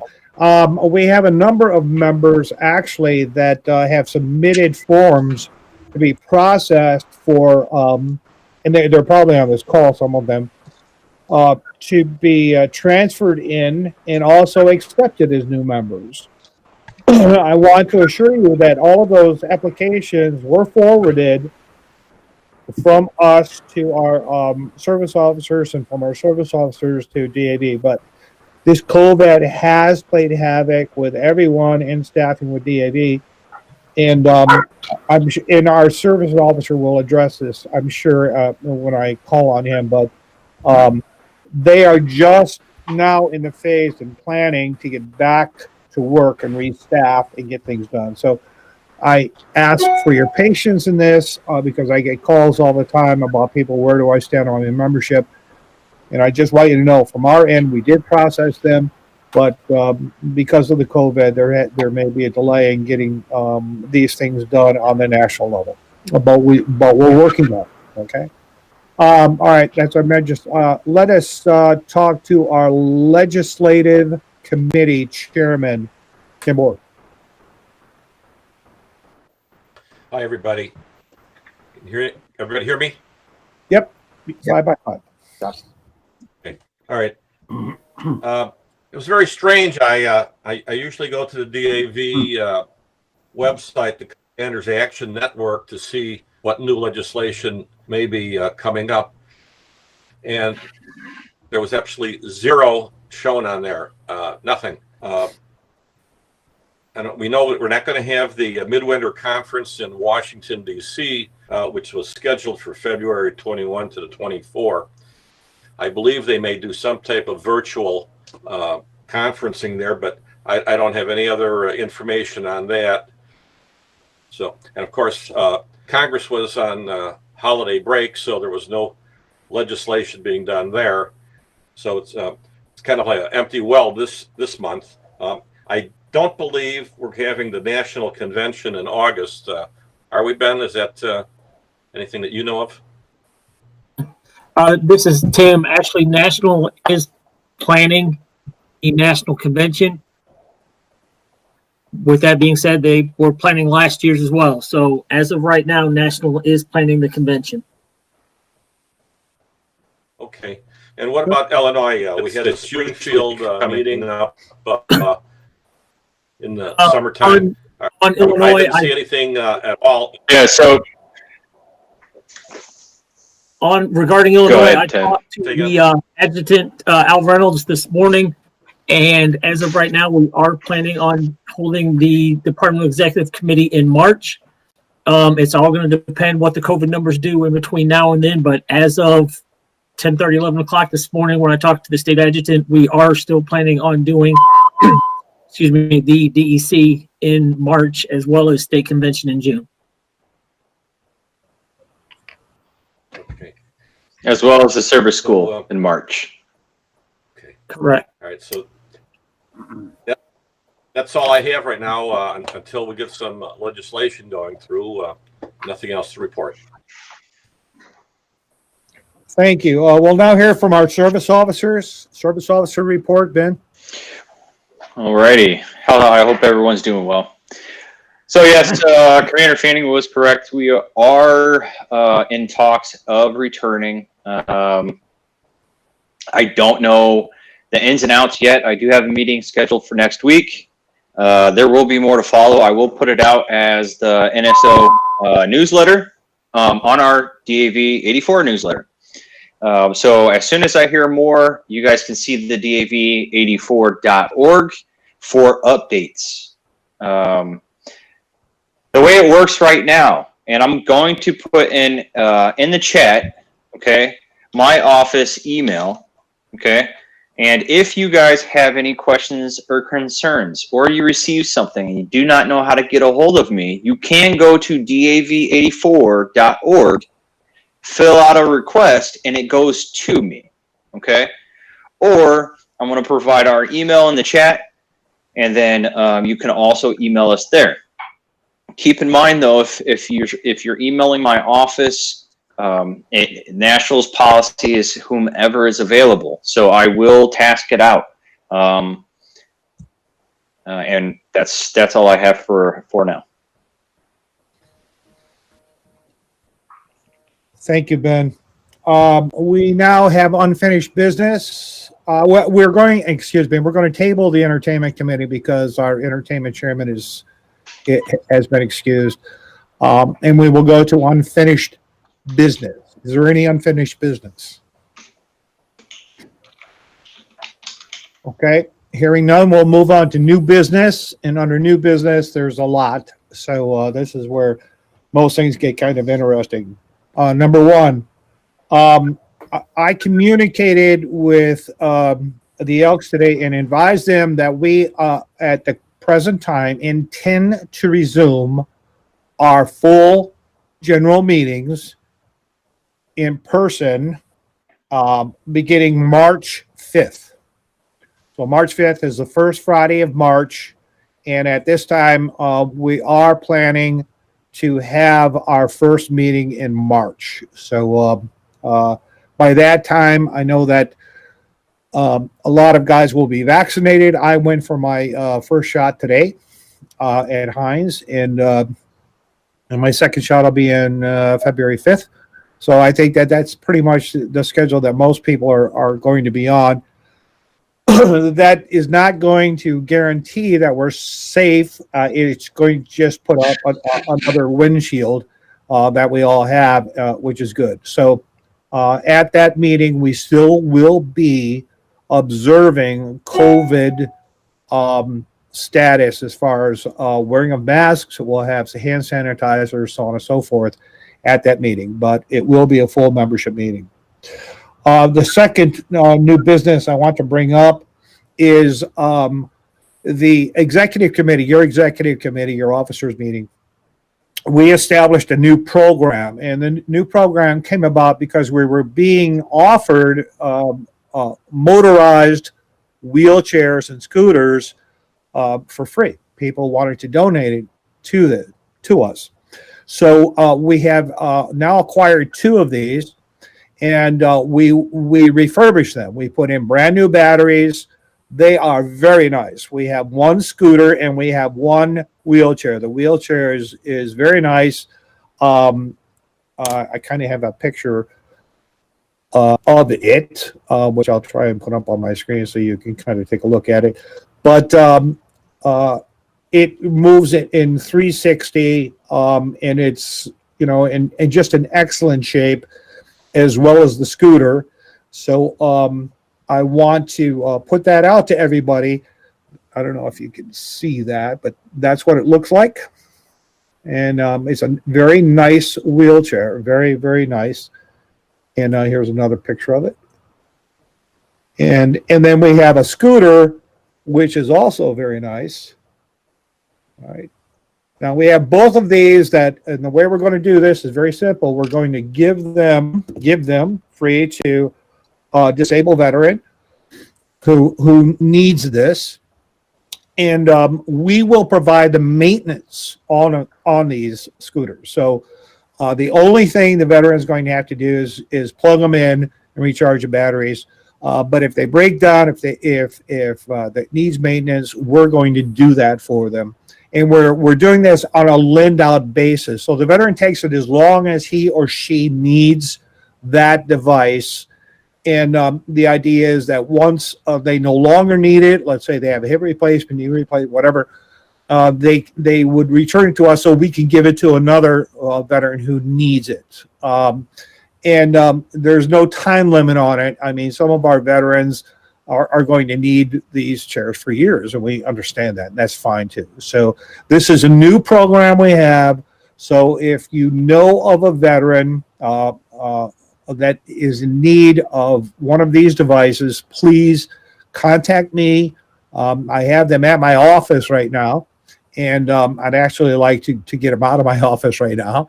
So let's get them out there and start using it. So please spread the word to veterans. Obviously, we'd like to take care of our own veterans first. And it'll be on our first come, first served basis, but we're going to give a priority to our DAV members and then all veterans in general. If we don't have any DAV veterans, we'll be happy to give them out to the other veterans that might need them. And then last but not least, if we do have a continuing surplus, we'll give them out to the caregivers of disabled veterans if they require them. But that's the priority is going to go. Our disabled veterans, our DAV members first, the veterans after that, and care providers who might need them as well. Okay, so that's our wheelchair program we have. The March meeting is a very important meeting, and that's why we're moving ahead to try and have it an actual meeting in person, because we will be accepting nominations for officers for the upcoming term of elections. So it's important that you be there if you can. We will be having nominations in March, and then in April we will have our second round of nominations that we have, followed by the actual vote. And that's the way it works. We are required to have 2 meetings where there's nominations taken prior to 2 calls for nominations prior to the election, and that's how we're going to work it. Again, the COVID vaccines are taking place now, and Ben was grateful enough to post in the chats a lot of information about that. And it is right now they're going on a priority basis where they're saying veterans 65 years of age and over And then veterans, when more supplies come in, veterans under the age of 65 will be taken care of. And I see that was a question that somebody posted in the chat section at the same time. Let's see now. Oh yes, and now another big one. And I'm going to let Ben, if you will, we have just been given a tremendous opportunity, I feel, and that is there is a mobile office that is presently in the possession of the DAV state, Missouri State Department, or the state DAV. The Department of Missouri's Disabled American Veterans. Right. Thank you. And they had this, and I guess they've got the new vehicle, and they had this old vehicle, and they were going to put it up for to sell, and it only has like 32,000 miles on it. It's really in great shape. And Ben, luckily, was in conversation with them and said, "Wait a minute, what if we wanted that vehicle so that we can go out and we can go into different communities throughout the Chicagoland area, and ahead of time we would approach the mayors. We have, I don't have to say, there's 1,122 municipalities in Illinois. We have more municipalities in Illinois than any state in the union, more than Texas and Alaska combined. We have here in Illinois. And all these tiny little communities with their own mayors and own everything, they also have veterans in there, and a lot of them don't get the information. So our idea is that we would approach them ahead of time and say, listen, we're going to come to your community, and we'd like you to broadcast this to your citizens, your veteran citizens out there, that we're going to be there at this time and this date, and let them come out and learn about DAV84. We would have skins put on this vehicle, so it is a DAV84 vehicle, and we would also approach some of the big box stores. Now, the big box stores, I think, would love something like this, because they would have the opportunity to have potential customers come to their big box store, veterans and their families, and we at the same time would be able to put up our forget-me-nots on that particular day or that particular weekend, and we would say, okay, for this weekend, let's, for example, say we're going to be at Lowe's or Home Depot, and we would have our truck in the parking lot, and we could also be collecting for our forget-me-nots, and people would be able to go right there and see a national service officer fill out their forms and also fill out applications to join.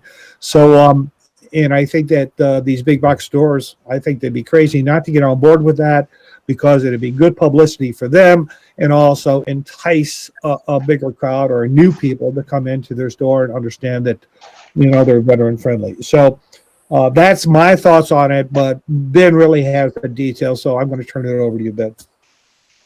Well, I thank you, Commander. So yes, it's a mobile service office is what it is. It's a Ford E350.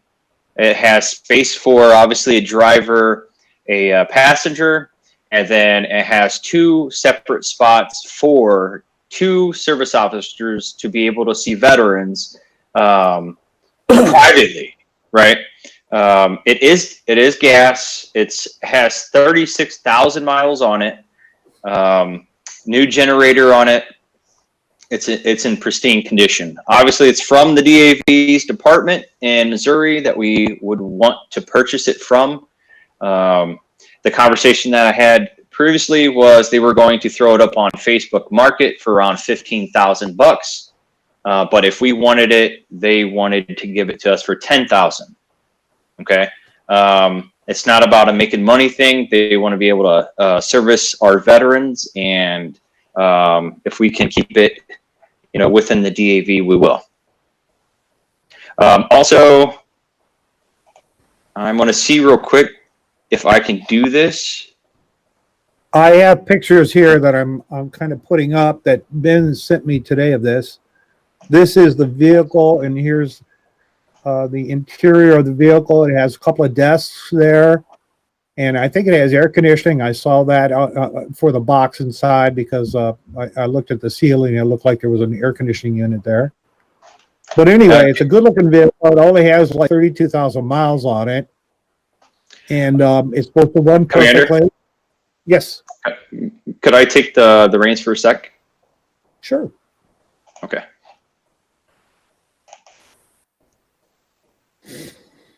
Ah, very good. Give me 1 second while I loads people, please. All right, so this is one of the entrants for the MSO.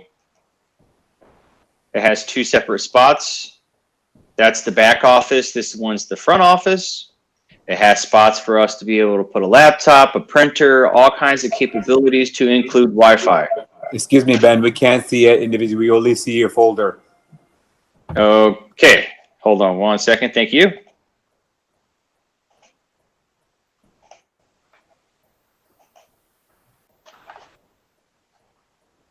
Okay, can everyone see me? Can you see the van? No, Just you, Ben. no, you're not presenting. Okay, hold on. No. And here we go. There you go. We can see it now. Thank you. Yeah, we got it. Have it now. Alrighty, so that's one picture. I don't see it. Yeah, that's I nice. see it. Very nice. That's nice. Are you guys still being able to see it? I'm changing the pictures. Yes, Yeah, we yep. can see it. Okay, cool. All right, I'll continue then. So Yeah, look, it's huge space. This is the same vehicles that we had previously from National. We had the mobile service office. It was an event outreach program that we had nationally, and then the departments, they had their own. So you can see it has 31,532 miles. It's very clean, very well taken care of, and we, like Commander said, we can wrap it, DAV84, pull up in a parking lot, you know, advertise the heck out of it, try to recruit some new members for our Chapter 84, and in the same time, really getting into the local communities, trying to help our veterans that we can't reach elsewhere, right? And that is all I had. I'm going to stop sharing. Okay. And, all right. So this all came about very, very quickly. Actually, I think today. And I did some research. I called some insurance companies to see what insurance would cost for us if we had this loaded up with insurance. I'm talking about liability of $500,000 in liability, plus the collision, which would insure the vehicle itself, and everything else that goes with it, in case for vandalism, theft, anything that happened to it. It'd be like $1,500 a year max, and depending on the mileage, they told me that if we agree to put in a mileage tracker, that they can knock like 20% off of that, and if we were going to put less than, I think they were saying 5,000 miles a month on it, and I says I'm sure that we're not going to put 5,000 miles a month on this vehicle. We would do that too. So we're looking at an insurance expenditure of $1,500 a year, which is not bad at all, considering it's you know, a big vehicle, and then the initial cost of $10,000. So at this time, I would like to make a motion that we move to purchase this vehicle for use of the DAV. It would be owned by DAV Chapter 84. And we would use this for what we've just talked about, outreach for veterans. And I'm asking for a second. I'll second it, Joe. Okay. All in favor? Aye. Any opposed? Hearing no opposed, the motion carries. I'll ask the treasurer, get out your checkbook. Who All right. seconded the motion? Go ahead, Ned. Who was the second on that? Tim Alexander. No, I seconded. Her Bishop was second. Her Bishop. Joe Bertucci was first. Her Bishop was second. All right, thank you. Okay. That is all. Is there any other new business? Commander, I just have a quick, this is Tim Alexander. I just have a question regarding the scooters and the wheelchairs. Are we going to do any type of liability form to have the veteran sign? And what I mean by that is if the veteran were to sustain any type of injury while utilizing the wheelchair or the scooter, so they can't come back and try to come after us financially. Great question. And yes, there's there's a complete rental agreement and a waiver of liability agreement that the veterans will have to sign when they take possession of the vehicle. Okay. Thank you. I was thinking about that. Yep. Any other new business? Okay, hearing none, we'll move on to the good of the order. Is there anything for the good of the order?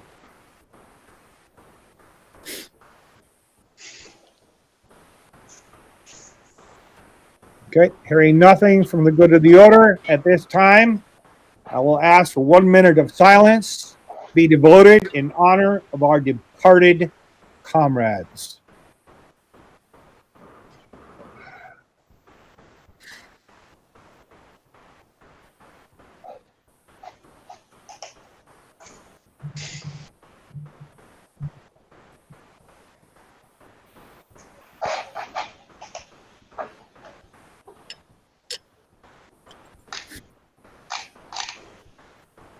Comrades, at this time, I'm not going to ask you to stand because if you do, we're just going to be looking at your bellies. But comrades, at this time, we will ask for your attention and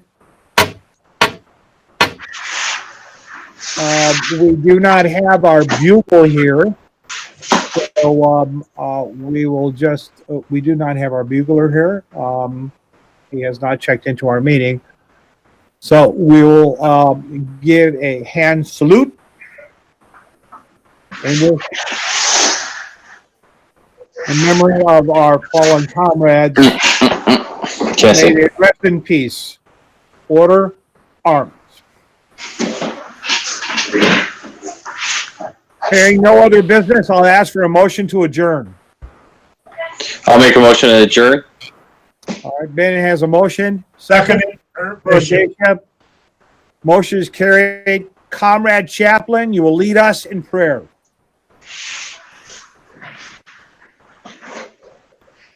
May the peace of God, which passeth all understanding, keep our hearts and minds in knowledge and love of God. And now unto the eternal and all-wise creator of the universe and the preserver of our nation, we honor and glory forever. Amen. Amen. Amen. Amen. Comrades, the purpose of our gathering here has been accomplished. But before we close, let us always be mindful of the principles for which this organization stands. Comradeship, friendship, loyalty to principle and to our comrades, and devotion to our cause. Before I declare you adjourned, it is fitting and proper that we again render to those that we again render honor to the flag of our country. Comrades, before us is the flag of our country. Let us always be true to its ideals and worthy of its exalted traditions. And salute. 2. I now declare this meeting of DAV Chapter 84 of the Disabled American Veterans adjourned. Our next meeting will be held again in virtual on the first Friday in February. March. I'm sorry, March. No. First Friday in February, virtually, and then we go into our actual meeting in March. This is basically our January meeting, but we're going to do this again in February now that we have the bugs worked out.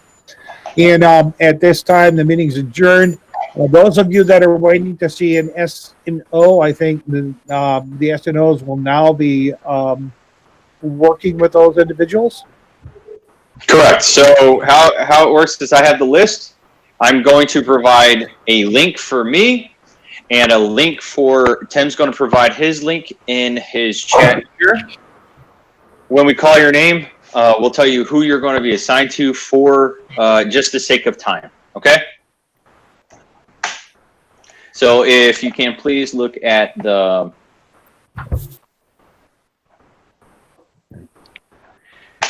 let's see here. Where are we at? Okay, are you up on Citrix, Tim?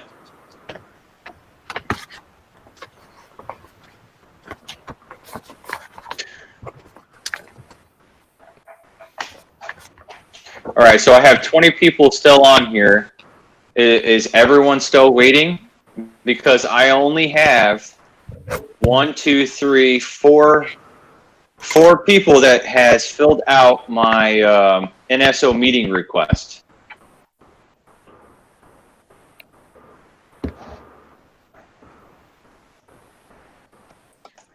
So we can leave the meeting now since it's adjourned if we don't have a Correct. an appointment.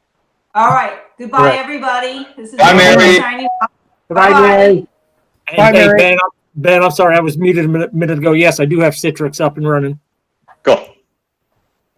All right, your first one, It's Jennifer. Jennifer Sanchez.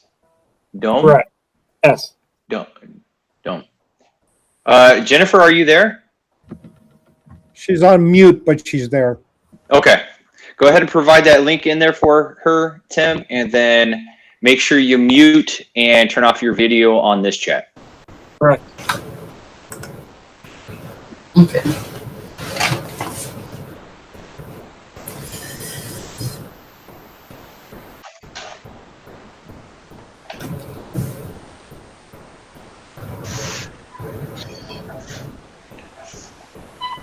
Oh, okay.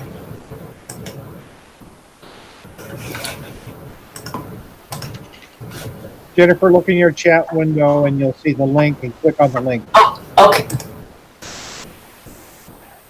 Then just listed. Okay.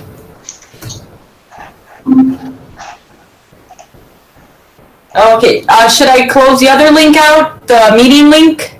Yes. Okay. Very good. Oh, there we go. First one's called. I will be calling mine in just 1 second to provide your name and the link.